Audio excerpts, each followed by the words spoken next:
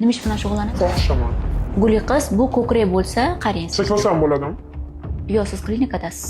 Sizga konsultatsiyadan oldin bitta savollarim bor, demak berib olishim kerak. Nima ish bilan shug'ullanasiz? Fohishaman. Fohisha. Qarang, voy, esan kiratib qo'ydingiz, to'g'risi bunaqa ochiq gapirmang, g'alati bo'lar ekan. Demak, jinsiy hayot tartibsiz, bir kishi bilan emas. Yo'q. To'g'rimi? Demak, ochiq gaplashamiz. Fohisha bo'lganingizdan keyin, sizga pulingizni bergandan keyin ular ayamay ushlaydi sizni. To'g'rimi? Ya'ni o'sha seskangizni ayamaydi.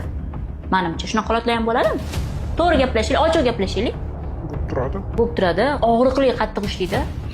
Aynan sizga shu muolajani, ya'ni kollagen, filler, o'yinlarni tavsiya qila olmayman. Men siz qila olmayman, ochiq qilib aytganda.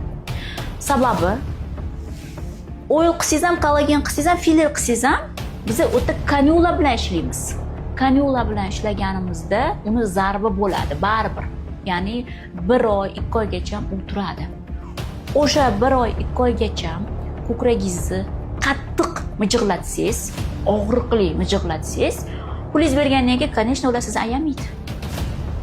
Mijig'latsangiz, nafaqat sostav kirgan ko'krak, mutlaqo hech narsa kirmagan ko'krak ham kasallanish mumkin.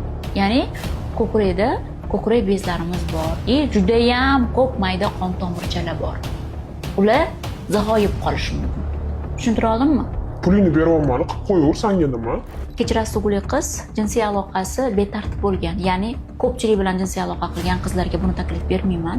Spirtli ichimlik ichasiz va o'zingizni ayamaysiz siz.